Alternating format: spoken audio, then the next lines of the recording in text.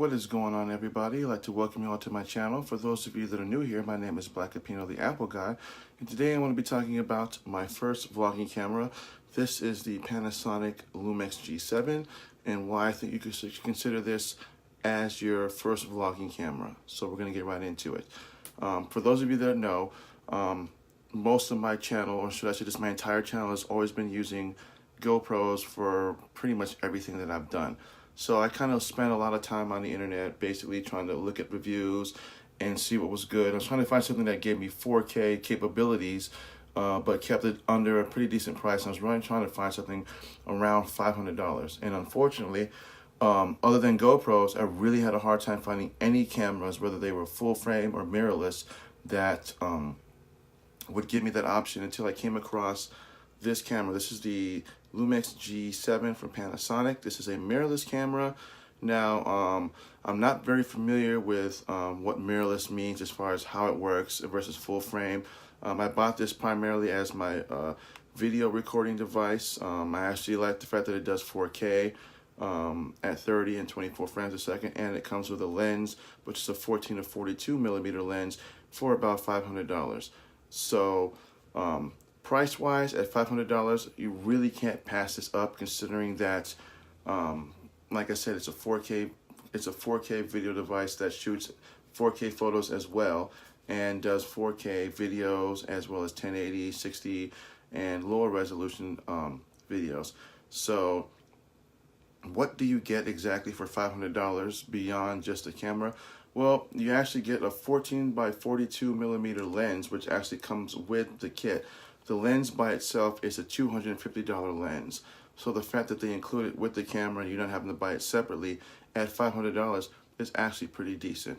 The fact that it also comes with a hot shoot and that you can mount a mic, external mic, and plug it in is another plus option. But the main reason why I bought this was because this has an option that really I didn't really see on any other camera in the realm of $500 even come close to, usually not even in the $600 realm, was the fact that it comes with a pull-out swivel screen that is actually full touch. And what does that mean? That basically means that when you're doing your vloggings and you need to do any quick changes, the fact that it's swivel and it's full touch, you can actually make quick changes on the fly as you're doing it. I actually was unable to find any camera in that price range that actually gave me just this option alone, let alone the touchscreen portion.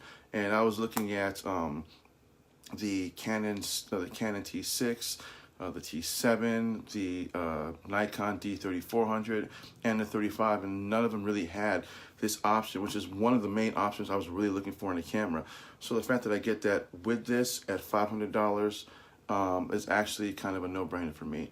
Another thing that I love about this camera is it's pretty light. I mean, without the lens on, it's light, but even with the lens on, it's still light enough and compact to where you can still carry it with one hand, and it makes it easy for you to kind of just vlog with it. You can have like a little handy strap around your hand, and you just quick pull it up and view. It's pretty light considering that it's all plastic. Even with the lenses, I believe, or even them are full plastic. It's not that heavy at all. Even when it comes to switching out lenses, it's pretty decent size. I mean, compared to all the other cameras that I've seen that I before mentioned, they're a little bit heavier and bulkier. This is pretty small. So when it comes to compact size, this is definitely should be something to consider when it comes to looking for your first vlogging camera. Accessory wise, it's pretty cheap considering that I bought this 25 millimeter lens for this. This is a $140 lens for this camera. The lens that comes with this separately by itself is a $240 lens, and this is the 14 to 42 millimeter lens. So if you were to buy this on its own, it's a $250 lens. But buying it with the camera included is $500. That's not a bad deal, and the lenses are pretty cheap depending on which ones you get. But again, a 25 millimeter lens is pretty much all you should really need if you want to get another lens. I would recommend definitely getting the 25 millimeter lens, and I'll have another video on why I think that this is a pretty decent lens when it comes to vlogging. So there's that. Accessory wise, again, hot shoot, you can obviously use an external mic. You can use a flash on this. Pretty much anything that you would use for a hot shoot that you would stick on this, you can. It has an OLED viewfinder, which is actually gives you pretty decent pictures. So when you're sitting there and you need to look, the viewfinder gives you clear, precise, where you can actually see what your settings are and what it looks like and snaps of photos. You get the option of 4K as well as time-lapsed photos and videos. And the dials are pretty easy to articulate, and you obviously get your other options here. This is for your main switch for anything from switching to custom, which means you can customize how your functions of your buttons when you're pushing them and what works or what, as well as movie functions, record, panoramic, intelligent audio, which basically means that the camera is going to decide how best to suit or what best suited to use when doing your videos and photos. And by that I mean setting your white balance and your ISOs by itself without you having to manually go in there and do it. Although again, you do have that option if you select to the M mode, and that's basically manual, then it lets you do that.